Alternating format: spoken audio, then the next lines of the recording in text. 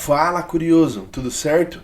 O ano de 2022 será marcado por muitos motivos, e um deles, claro, é a Copa do Mundo, que será realizada no Catar e pela primeira vez no mês de novembro, diferentemente das outras edições, quando ocorria sempre no meio do ano. E por falar em Copa do Mundo, no vídeo de hoje vamos falar sobre um assunto que tem tudo a ver com a competição: a curiosa história de jogadores que já defenderam as camisas de duas seleções diferentes em Copas do Mundo. Mas antes disso, que tal dar uma força pra gente e deixar o seu like no nosso vídeo? Inscreva-se em nosso canal e ative as notificações para não perder nenhuma novidade. Aproveite para comentar e compartilhar esse vídeo com seus amigos e também seguir nossas páginas no Facebook e no Instagram.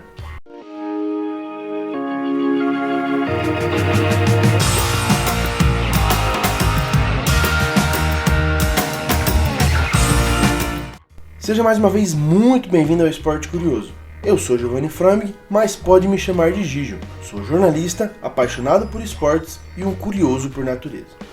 Uma das principais características da Copa do Mundo é o fato de os elencos das seleções contarem com jogadores da mesma nacionalidade, mas nem sempre foi assim. Ao longo da história, temos casos de alguns jogadores que defenderam as cores de duas seleções diferentes em Copas do Mundo. Um desses jogadores, inclusive, é um brasileiro. Vale esclarecer que, embora atualmente a FIFA vete a prática de jogadores defenderem oficialmente duas pátrias, exceto em casos de dissolução política, em outros tempos a prática era autorizada, desde que o atleta de uma determinada nacionalidade fosse convocado para a seleção do país em que jogava pelo clube. Os dois primeiros casos registrados na história das Copas são dos argentinos e italianos Luiz Fernando Monti e Atílio De Maria. Na Copa de 1930, ambos defenderam a Argentina, pátria natal deles, e ficaram com o vice-campeonato, enquanto na Copa seguinte, em 1934, eles foram campeões com a Itália. Monti é o autor do primeiro gol argentino na história da competição, e o único a ter jogado duas finais por dois países diferentes, já que Atílio de Maria muitas vezes nem é lembrado pelo feito de ter defendido duas seleções, já que ele era reserva nas duas oportunidades. Outro jogador que defendeu duas camisas em edições diferentes é o lendário Puskás, que após defender a Hungria em 1954, fez parte do elenco da Espanha na edição de 1962. Nas duas edições, ele enfrentou a seleção brasileira. Em 54, venceu por 4-2.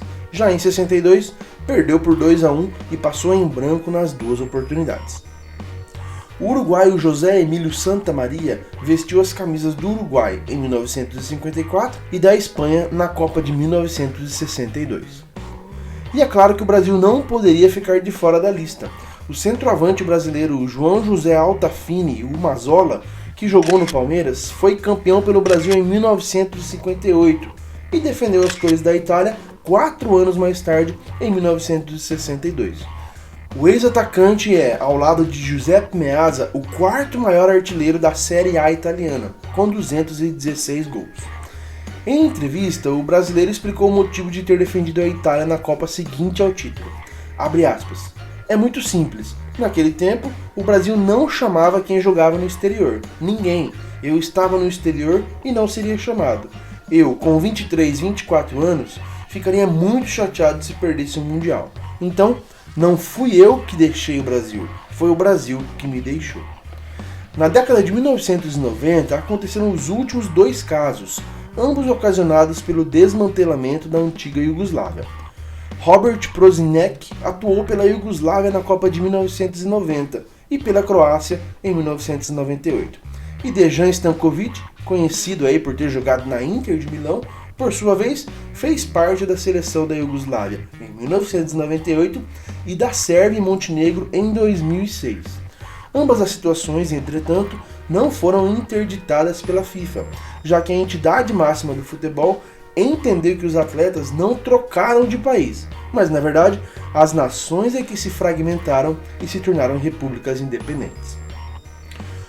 Outros 8 atletas estiveram em 2 mundiais por seleções diferentes, mas não jogaram pelas duas. Entre eles, 4 austríacos de 1934 que foram arregimentados pela Alemanha em 1938 por ocasião da anexação da Áustria pela Alemanha nazista. Nesta ocasião, aconteceu também o único WO da história dos mundiais, mas isso é história que nós contaremos mais adiante em outro vídeo. E aí, curioso, curtiu as curiosidades de hoje? Que tal deixar aí o seu like, comentar e compartilhar esse vídeo? Nos ajude também curtindo e seguindo as nossas páginas no Facebook e no Instagram. Nós voltamos no próximo vídeo com mais uma história curiosa aqui no Esporte Curioso. Um forte abraço e até lá!